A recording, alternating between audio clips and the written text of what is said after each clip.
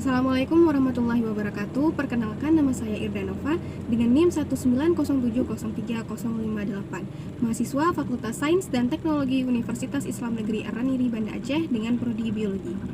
Pada kesempatan kali ini saya akan memaparkan sedikit ringkasan mengenai webinar dengan tema riset dan penanganan sampah laut di Indonesia sebagai tugas dari Bapak Ilham Zulfahmi MSI. Berdasarkan informasi yang saya dapatkan dari webinar riset dan penanganan sampah laut di Indonesia, dapat diketahui bahwa menurut catatan Bank Dunia, Indonesia memiliki kedudukan nomor 2 terbesar sesudah Cina yang memproduksi sampah plastik terbesar dengan berat dengan banyak kira-kira 3,22 juta ton berupa sampah plastik.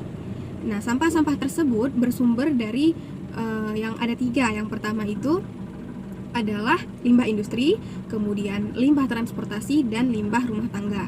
Limbah industri itu berupa limbah dari hasil pabrik, itu baik itu oli, minyak, sampah plastik, dan sebagainya yang tidak dilakukan penanganan secara serius.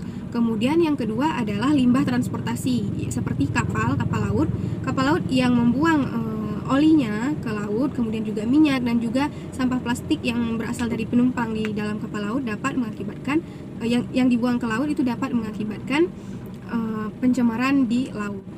Yang ketiga adalah limbah rumah tangga. Limbah rumah tangga dapat berupa air cucian misalnya yang mengandung deterjen, kemudian limbah dapur seperti plastik dan sebagainya yang dibuang ke sungai, kemudian terbawa arus ke laut sehingga mengakibatkan pencemaran air laut. Selanjutnya, dampak-dampak yang ditimbulkan dari kegiatan di atas, kegiatan yang setelah saya sebutkan, yaitu yang pertama rusaknya secara ekologis, kemudian ekonomis, kemudian kesehatan dan juga estetika. Di dampak ekologisnya yaitu dapat merusak ekosistem di air laut. Ekosistem air laut itu terdiri dari terumbu karang, ikan, berbagai jenis spesies ikan dan sebagainya. Jika laut sudah tercemar, sampah-sampah tersebut dapat merusak terumbu karang, di mana terumbu karang ini fungsinya sebagai tempat tinggal bagi beberapa spesies ikan, sehingga mereka tidak memiliki tempat tinggal lagi dan mengakibatkan punah beberapa spesies ikan tersebut. Kemudian yang kedua itu dampak secara ekonomis. Seperti kita tahu, Indonesia ini adalah negara yang memiliki kepulauan terbesar. Otomatis akan banyak sekali pantai dan pantai-pantai tersebut dijadikan sebagai destinasi wisata. Jika pantai tersebut tercemar akan banyak sampah, otomatis turis, kemudian wisatawan baik itu dari dalam maupun dari luar akan berkurang. Kemudian dari segi nelayan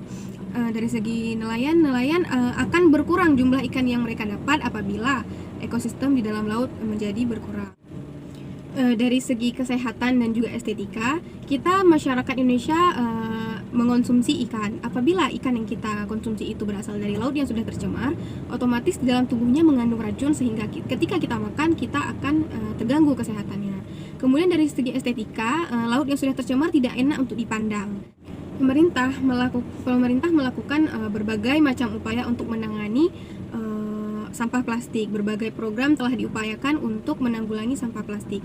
Di antaranya yaitu pengurangan sampah 30%, penanganan sampah 70%, kemudian penanganan sampah plastik yang masuk ke laut itu sebanyak 70%, melakukan berbagai kegiatan untuk mengurangi sampah plastik, membentuk polisi kelautan yang berfungsi untuk menangani masalah yang ada di laut dan sebagainya. Adapun strategi atau rencana aksi nasional untuk menangani sampah di laut itu antara lain yang pertama adalah melakukan gerakan nasional, yaitu meningkatkan kesadaran dari masyarakat akan pentingnya ekosistem air laut agar masyarakat tidak lagi membuang sampah ke sungai ataupun ke laut. Yang kedua adalah penanggulangan sampah yang berasal dari laut. Misalnya berasal dari kapal laut, memberikan punishment ataupun hukuman kepada para pelanggarnya. Kemudian yang ketiga yaitu penanggulangan sampah di pesisir. Seperti yang kita tahu, kebanyakan orang membuang sampah di pinggir pantai sehingga sampah tersebut akan terbawa arus ke tengah laut. Pemerintah memberikan edukasi kepada masyarakat untuk tidak lagi membuang sampah di laut. Baik, sekian pemaparan dari saya. Lebih dan kurang saya mohon maaf. Wassalamualaikum warahmatullahi wabarakatuh.